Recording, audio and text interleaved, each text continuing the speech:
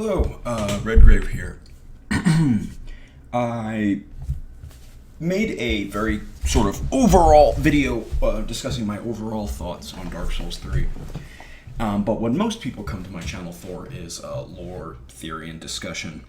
So I thought I would make, this is probably the only video, at least until the DLCs come out, that I'm going to make regarding Dark Souls 3 lore.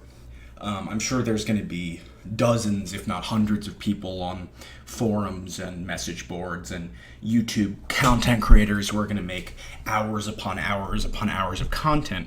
So I'm sure this is definitely not a niche industry. But I thought it might be nice to sort of put my thoughts on the overall lore of Dark Souls 3, just to get it out there so that it's just out there now that I've played it and I've gone through it and I've collected all the items and I've looked at all the in-game text. Real quick, spoiler warning for anything having to do with Dark Souls 3. We're going to talk about pretty much everything. And I don't know how long this is going to be. Like all of my videos, I don't have a script, but I'm hoping to go over... I'd like to go over three things in particular.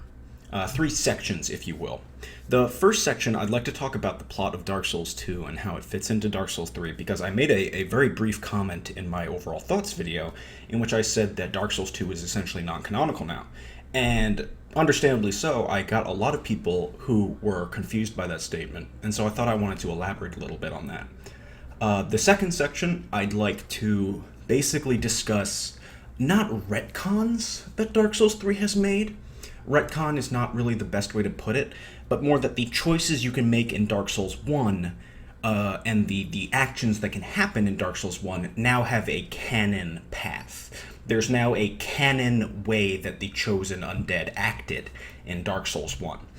Canon might not be the best way to put it, but there are actions that occurred which we have to take to be semi-canonical for Dark Souls 3 to make sense.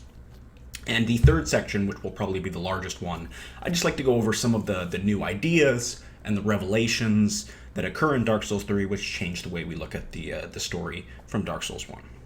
So, starting with Dark Souls 2, Dark Souls 3 essentially makes Dark Souls 2 impossible to exist in the same timeline. And the reason for that is very simple.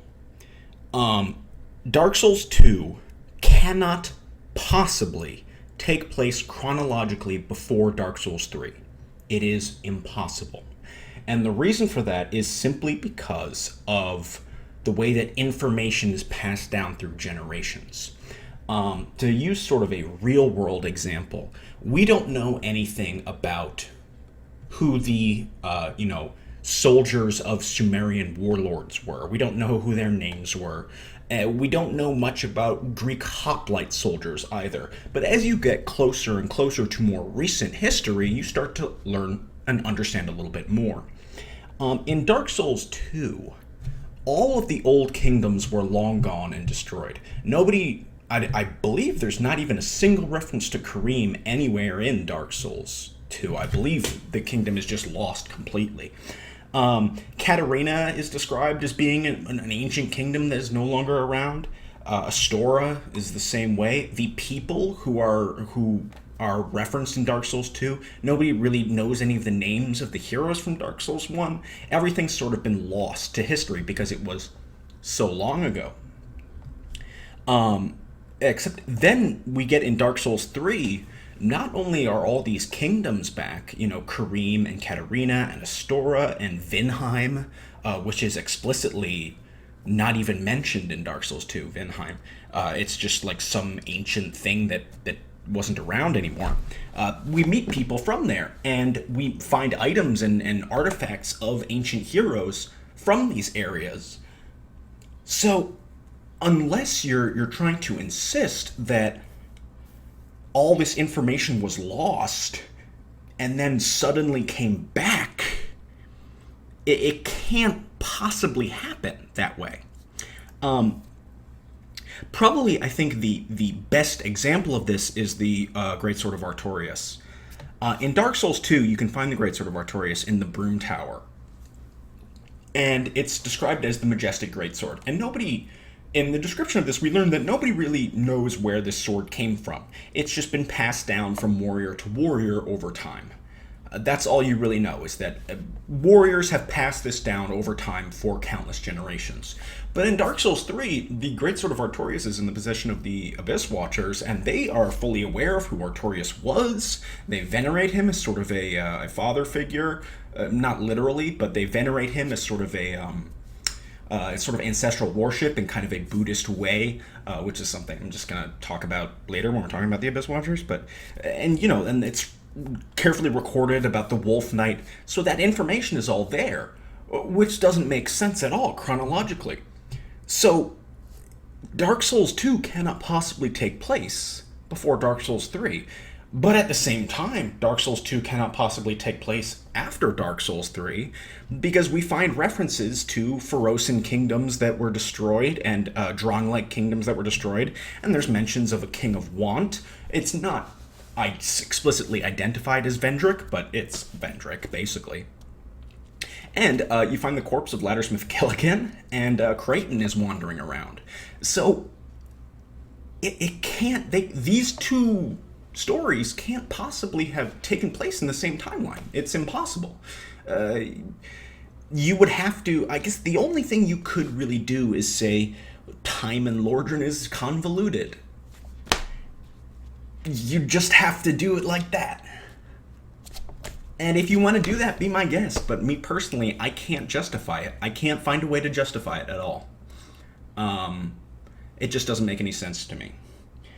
So that is what I mean when I said that Dark Souls 2 is now essentially non-canonical. Now the DLC might change things, who knows? And the DLC might change things is sort of a summary for pretty much everything that this video is going to be about. Let's see. So that sort of goes over Dark Souls 2 in regards to Dark Souls 3. The next thing I wanted to talk about is what we can now glean about what happened during Dark Souls 1. One of the theories that has been around really ever since Dark Souls 1 came about was, did you really fight Ornstein and Smaug? Or were they just illusions made by Gwyndolin?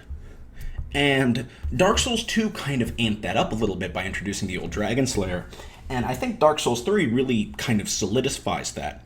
It makes repeated cases where you say that, where it says that Smaug was the last knight in the ruined cathedral, presumably Anor Londo, and there are also countless mentions of Ornstein leaving to do something, which we find out later is he went to find the Firstborn, that he went out searching for the Firstborn. And what Ornstein was... So Ornstein left.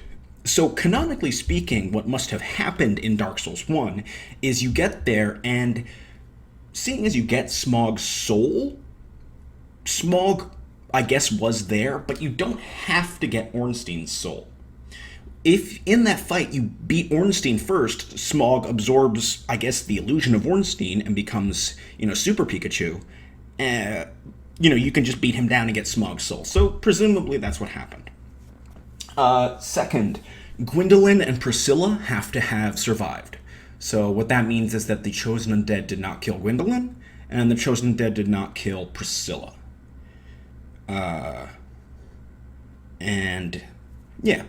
Also, we learned that Quilana, from Quilana's Pyromancy Tome, we learned that she had one final student before she passed away, which is presumably the Chosen Undead.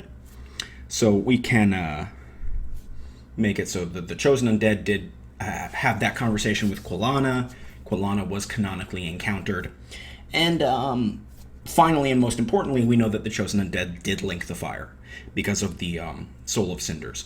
Although your particular Chosen Undead didn't have to link the fire because of the multiverse sort of thing. What the Soul of Cinder is, and I guess I'll probably talk about this more later in a little bit, is that it's sort of like a collective consciousness of every Chosen Undead, which did link the fire, which ironically means that in some way Solaire is the final boss, in some tiny way, because canonically Solaire is a Chosen Undead who linked the fire in certain situations. Okay, so I think we've spent a nice little chunk of time talking about Dark Souls 1 and 2. So let's go over just the things that we learn from Dark Souls 3. And I guess we'll start at the beginning of the game, and we'll just progress towards the end, and I think that's a good way to just go over it. The question of what an unkindled is versus a normal undead is kind of interesting. What appears to be the case is that unkindled were already dead before they became undead. But they're not like zombies or skeletons that have been raised from the dead by like necromancers. It appears that what's going on in Dark Souls 3 is that the curse has become so... it has permeated so thoroughly and the flame has gotten so dim that the curse is not just affecting people who are alive, it's also affecting the dead, and it's creating undead out of corpses and they're rising out of the ground. That appears to be what the unkindled are. When we get to Firelink Shrine, Firelink Shrine probably, in fact, almost definitely not the same Firelink Shrine from Dark Souls 1. It's probably the kiln of the first flame, but there are actually there are 3 Firelink Shrines in the game, and it's probably the weirdest part of the game as far as like weird unexplainable lore stuff goes, is like that there is a Firelink Shrine.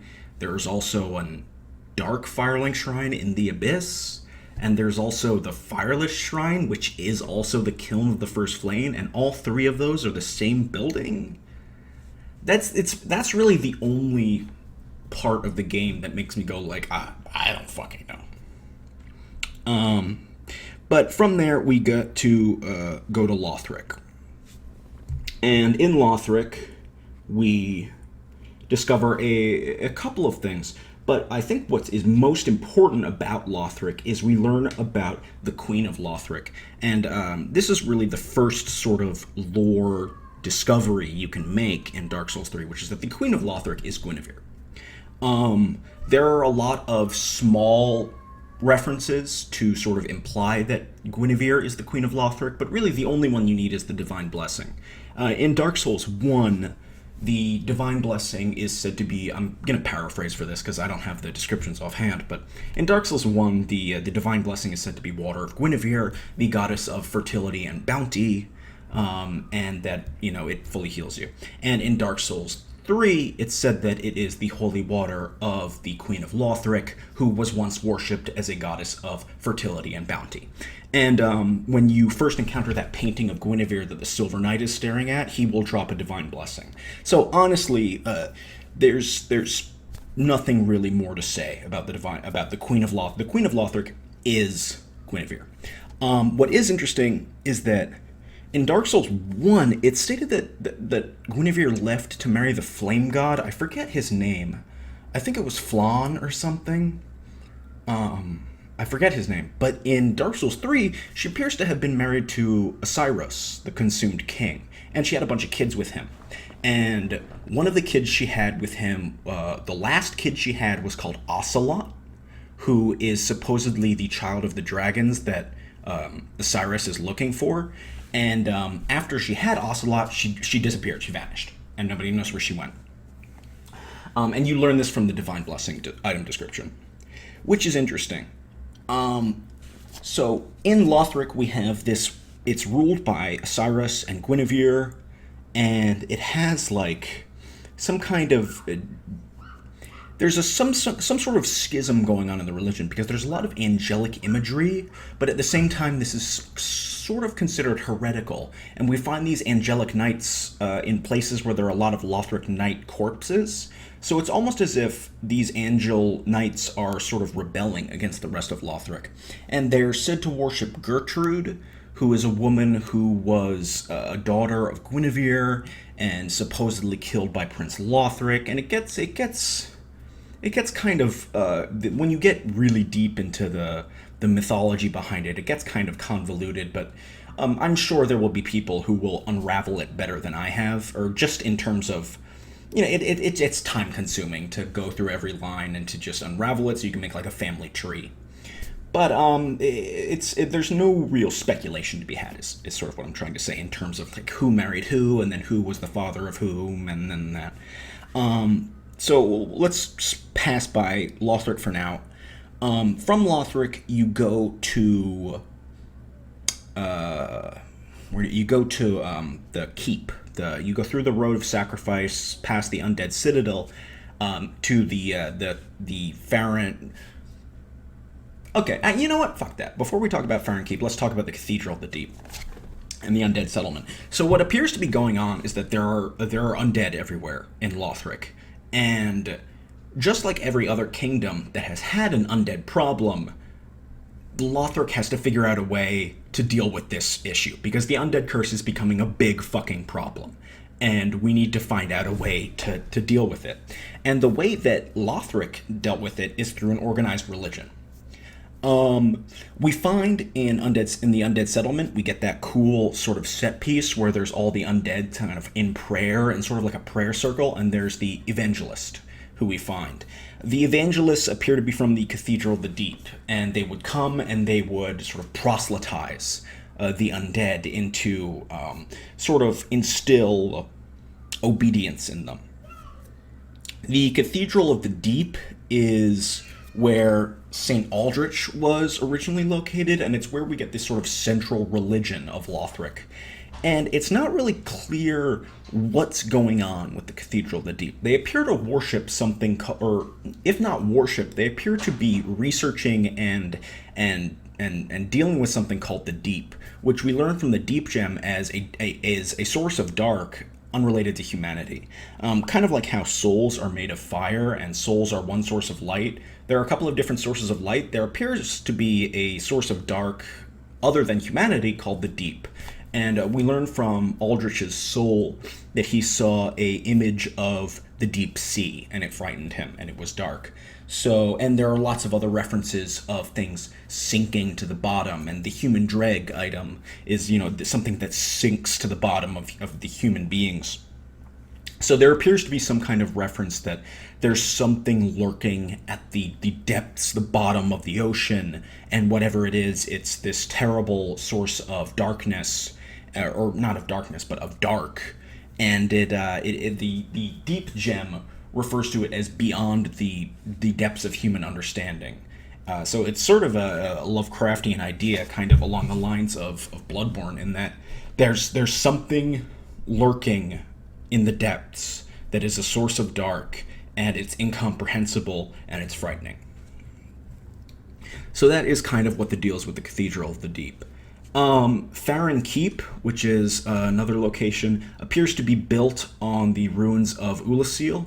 You find lots of corpses of the mushroom people who presumably were originally lived in arch trees, but you also find them sort of congregating around the Darkroot Garden and around St. Elizabeth in the Dark Souls 1 DLC.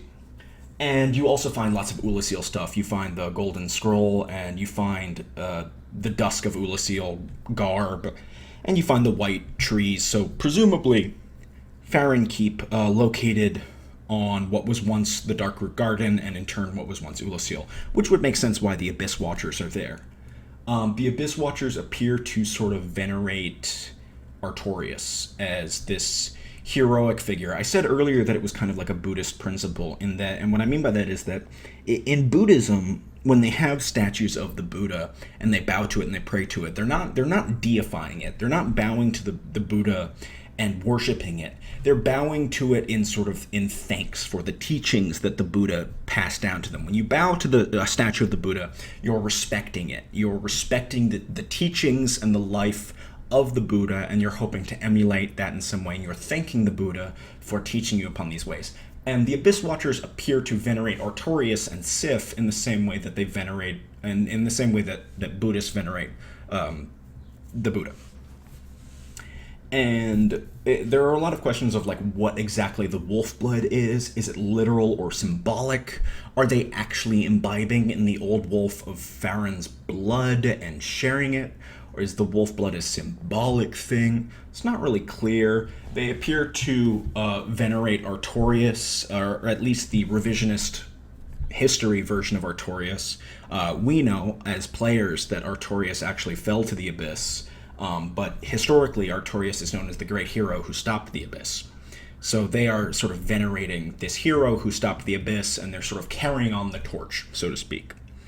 And collectively, at one point or another, they became Lords of Cinder. So that's the Abyss Watchers and Farren Keep and the Cathedral of the Deep. After that, you get to Irithyll. Irithyll is a pretty cool place. There's some interesting stuff having to do with Irithyll. The Eleonora, which is... Well, before I get to that, Irithyll appears to have been built on top of the profaned capital. And what really looks like is what happened is... Irithyll are the humans who, after the events of Dark Souls 1, the humans, possibly Pontiff Sullivan, basically just sort of said, well, you know what, the gods are dead, we're taking over. And Pontiff Sullivan and all of the humans took over. And, oh, you know what, before I get to that, actually, we skipped over the Catacombs of Karthus. The Catacombs of Karthus, and can you tell that this is a very non-scripted, sort of generic, bullshitty video? Anyway, the Catacombs of Karthus with High Lord Wolnir. So I was saying earlier that Dark Souls 2 doesn't appear to have happened in this timeline. And I think this is where Karthus fits in. Because the Crown of Wolnir states that, or Wolnir, the Crown of Skeleton Man states that he conquered everyone and crushed all the crowns into one. And you can take that for what you will. What I take that to mean is that in this timeline, Ferosa and Mira and Drangleic, all of these societies who are said to have been destroyed, I take that to mean that in this timeline, none of these kingdoms even really got a chance to have the events of Dark Souls 2 take place because they were obliterated by Karthus and Wolnir, and instead Wolnir sort of became this great warlord who sort of took everyone over and became the High Lord Wolnir before he fell to the Abyss. And in fact, him falling to the Abyss, maybe that's why he was trying to conquer everyone, because we know from Dark Souls 2 that conquering all of the crowns, you gather enough of the flame in order to resist the curse. Something to think about. Okay, so back to Irithyll. So apparently Pontiff Sullivan pretty much conquered Anor Londo. It's not really clear if he conquered it or if they just sort of moved in. They appear to have been looting Anor Londo for quite some time because you get that manor. You find that manor where there's all of the relics from Anor Londo inside of it. And Irithyll, something interesting to note about Irithyll is that in the very beginning of the game, when you're making your character, one of the possible presets is Irithyllian, and it says that you're born with features reminiscent of the old gods, which means you're sent to Irithyll. So that's kind of an interesting way to put it, which is that maybe Irithyll is this place where people who are born and people and human beings are afraid that they're too reminiscent to the old gods, so they might be descendants of old gods, that you send them to Irithyll. I don't know, something to think about. Anyway, in Irithyll, we get Pontiff Sullivan, all of his crazy shit. And from Pontiff Sullivan's soul, we learn that Aldridge kept one of the gods alive in the ruined cathedral. Now, there are a couple of different ways to interpret this. There are two cathedrals in the game. One of them is an explicit cathedral, which is the Cathedral of the Deep. And the other one is Anor Londo's cathedral, which... While it's never specifically designated as a cathedral, it's referenced to as a cathedral in a couple of different places. The ruined cathedral, in a couple of different item descriptions. So it could refer to two different things. It could refer to Gwyndolin if it's talking about Anor Londo, or it could refer to Rosaria if it's talking about the Cathedral of the Deep. Now, we said earlier that Guinevere disappeared. So let's talk about Rosaria. Rosaria is the mother of rebirth, the whatever. She is a mutilated and disfigured goddess who her tongue has been cut out. She appears to have been blinded. She's been mutilated horribly. And the question becomes, who is Rosaria? And the thing about Rosaria is that when Leonhard kills her, he takes her soul back to where Guinevere's illusion used to be. and he brings it there to protect it, and he keeps ranting at the player as like, you've already ruined her flesh, you want her soul too, yada yada yada. When you kill him, you get Rosaria's soul, and it's super weak and like wispy and barely there. And what most people would do is immediately bring it back to Rosaria to bring her to life, but you can actually bring it to Ludlith, the boss soul vendor. And what he actually gives you is Guinevere's miracle if you give him that soul. And it's not the miracle of Guinevere's handmaiden, which is what the dancer drops. It specifically states miracle of Guinevere. So, there's two possibilities. Either Rosaria is Guinevere, who has just been mutilated and kept prisoner in the Cathedral of the Deep, or Rosaria is one of Guinevere's heavenly children. It's one or the other. It's not really clear. Take it for what you will. Okay, so, speaking of Aldridge keeping gods, when we finally get to Anor Londo, we discover Aldridge, and Aldridge has apparently eaten 2 gods, possibly more, but 2 that we know of. He's eaten Gwyndolin, which is blatant. It's just, not only is he described in a few different places as having eaten Gwyndolin, but he's also he also has Gwyndolin's powers, and it appears that he's also eaten Priscilla. A few people have vehemently defended Priscilla from Aldrich, which I think is kind of amusing. The Life Hunt Scythe Miracle states that he dreamt of Priscilla, and he has Priscilla's powers, and he's a devourer of God. I think all the evidence points to him having eaten Priscilla, but it's not explicitly stated. And some people say that it also looks like he's eaten Nito. For starters, that's impossible, because Nito was defeated by the Chosen Undead. People point to the skeletons on him. That is not really evident of anything, because Aldrich has eaten a lot of people, so that could just be that. But the one thing that is a little bit more questionable is Aldrich's weapon. When he doesn't transform it into the Life Hunt Scythe, which he does a couple of times, Aldrich's weapon does kind of resemble Nito's halberd. However, he never does the Gravelord Greatsword dance with it.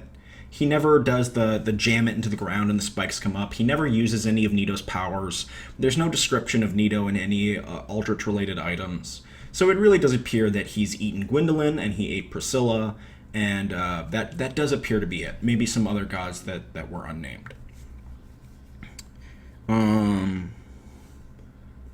Yeah, so that's about that. Let's move on now to the Profaned Capital and Yorm. So Yorm is giant, not a Dark Souls 2 giant, which is what a lot of people thought upon seeing the initial trailer. He's actually just a giant dude. When you do Sigward's quest, or Sigvard's, I forget if it's Sigward or Sigvard. When you do Sigward's quest line, you can see Yorm's face, and it's just a normal face. Whether that makes him one of the gods is unclear, or if he's just a human being who became enormous through the consumption of souls. The Yorm's I forget which item, it might be his soul, says that he led the giants of people who were once subjugated. So the conclusion there does seem to be that he was a giant, as one of the race of Dark Souls 1 giants, those giants. Whether they were gods or humans or gods who looked different, or they were just a different race altogether, is one of those weird questions that doesn't have an answer in Dark Souls. The classification of species is very vague in Dark Souls, and that sort of fits into that. But Yorm built the Profaned Capital and ruled over the Profaned Capital, and something that was pointed out to me by JSF is that the Profaned Capital, the kanji used for profane in the Japanese version, is the same as the kanji that is used for sin in Scholar of the First Sin.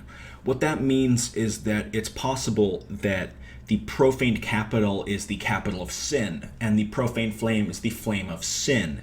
And what that means is that it might be referring to something having to do with Aldea, which, if that is the case, that's super interesting and might be a possible DLC area, maybe. That would be very cool. That would be very interesting. If there would be some kind of something to do with Aldea in relation to the profaned capital. Something interesting to think about.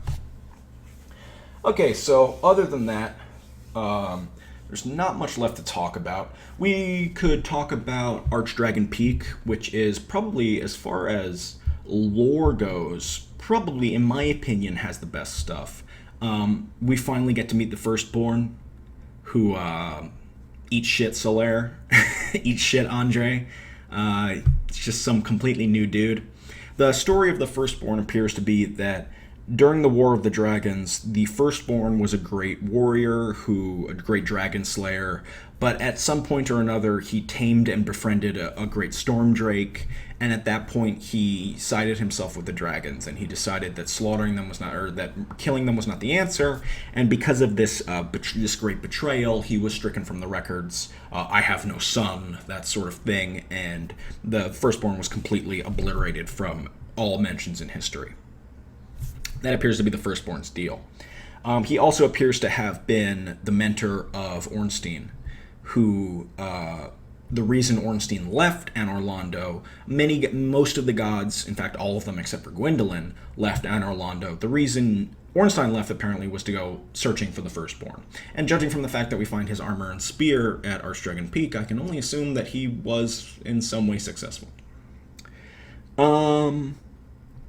Also in Archdragon Peak, we find what are apparently baby dragons. There are those creatures that resemble crystal lizards, only they're significantly bigger and they're made entirely of stone. I wouldn't have specifically identified these as infant dragons if it wasn't for the fact that the crystal lizards, now that they have grown, now that we find out from the Titanite scales that crystal lizards, which accumulate a great amount of souls and power and age as they grow older, they become those bigger crystal lizard dragon things. So presumably something very similar is going to happen with these infant stone dragons, and what that means is the dragons are back. And when you combine that with the fact that the corpses all appear to be sort of turning into trees and sort of combining together, and you combine that with the fact that ash is sort of falling down and everything is going gray, that all together mixed with the fact that the dragons are back and the stone everlasting, dragons have returned, kind of brings to mind this feeling that maybe the Age of Grey is coming back. And I think that's a really interesting idea. Like, the world has gone full circle. I think that's a very fitting thematic element. It raises to mind, I mentioned this in my previous video, but an idea I really like and an idea I find very interesting is that it's possible that the Age of Grey we know of as the beginning of the world was in fact the 100th or millionth or billionth Age of Grey, and then in fact this cycle of fire and dark is just a tiny part of a much larger cycle, kind of like a big crunch theory of the universe, even though that's I don't think there's any scientist who still believes in the Big Crunch theory, but that's irrelevant. And so that's pretty much everything that's going on in I almost said in Bloodborne. In Dark Souls 3, that's sort of all the big revelations we learn of. Something else that is very interesting of note is the appearance of Velka. And this connects to the Sable Church of Londor. The Sable Church of Londor is something that apparently began cropping up and is offering salvation to Hollows.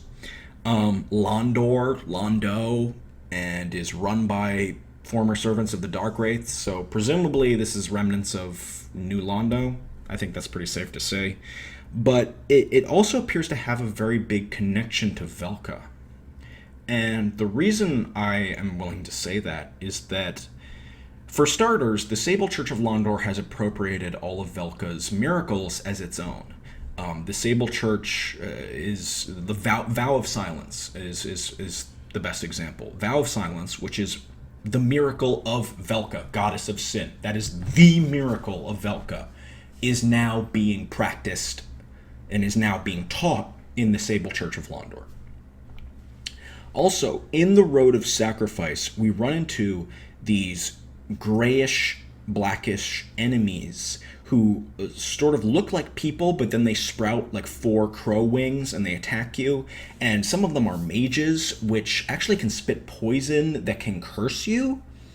And these are enemies called Corvians. And Corvian comes from the root word of Corvus, which literally means crow. And the Corvians can drop a couple of different items. The most important item a Corvian can drop is the Storyteller's Staff. I'm going to paraphrase this, but it basically says that the Corvian storytellers pass down stories of the painted world. Yeah, of the painted world, and they're talking and they're bringing legends of a painted world, and that's where they're from, and they're spreading the word through masses of a painted world. And they're called heretical storytellers. And what they also can drop are hollow gems. And hollow gems are what the Sable Church of Londor uses. So there's a very big connection here between the Sable Church of Londor and Velka, Goddess of Sin. And it's an interesting connection, and hopefully one that will be expanded upon in DLC. Finally, we have the sort of crystal stuff that's been going on with Osiris and the Crystal Sages and the Grand Archives.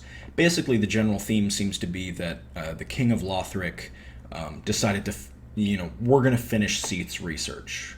Like we're gonna finish it. It was 90% done. We're gonna finish it. And he seems to have sort of transformed himself into kind of a draconic figure. And Osiris and the Crystal Sages both drop a different colored soul. It's kind of like a cyan colored crystally soul, in the same way that the Deacons of the Deep and Aldridge both drop like this murky, dark blue, blackish soul, which presumably is related to the deep. So it's not really clear. Osiris is rambling about Ocelot, which we learn from the Divine Blessing, if we recall, is the child of Guinevere and Osiris. Guinevere disappeared. What happened to Ocelot? Is Ocelot dead? Is Ocelot alive? Is Ocelot the Firekeeper? Is Ocelot the plain doll? Who knows? Hopefully we'll find out in the DLC. I don't know. Other than that, there's really not much left to talk about. That's sort of just an overall discussion of all the kind of lore revelations that we find in Dark Souls 3.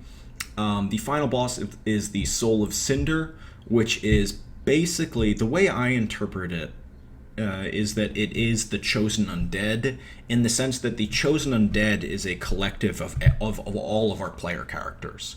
Because there's a multiverse sort of thing in Dark Souls 1 where there are many chosen undeads, and it's not as clear in Dark Souls 2 and 3 if it works the same way, but in Dark Souls 1 it's very blatantly described as being like every player character is another chosen undead in its own universe, and that is a sort of central theme to Dark Souls 1. And the Soul of Cinder is basically all of those player characters put together into one, and you get the Soul of Cinder. And then in the endings, you can either link the flame, which is undoubtedly futile, seeing as the ash has fallen. Like, congrats, you bought yourself, 5 more years? Great job. You can let the flame die, although the Firekeeper says that there are still embers. And or you can become the Lord of Hollows, which is just your sort of generic Dark Wraith ending. And other than that's pretty much the lore of Dark Souls 3. Obviously, I didn't go into absolutely everything, but that's all that stuff is pretty much the important stuff. That's the important stuff, the important lore from Dark Souls 3. Everything else, while interesting, sort of runs underneath that kind of line of current, or that line of current. That's, you know what I mean. So I hope you enjoyed just that sort of general overview, just me kind of rambling about Dark Souls 3's lore. I can only imagine that within the next 2 or 3 months, there will probably be thousands of videos out on the web from all these content creators. I imagine, Ian B and Silvermont and all of those guys. I imagine everyone's going to be making tons of videos. Dave Control, and I imagine there's going to be a ton of lore videos for people to watch to go into the specifics. I'm probably not going to make any. I might make another one of videos like this after the DLC comes out, but I'm probably going to go back to making more Bloodborne content in the future. That's kind of my plan. I might have some general Dark Souls 3 content, but I'm not making any real lore content. But I hope you enjoyed this just sort of rambling chit chat, and thank you very much for watching. I appreciate it.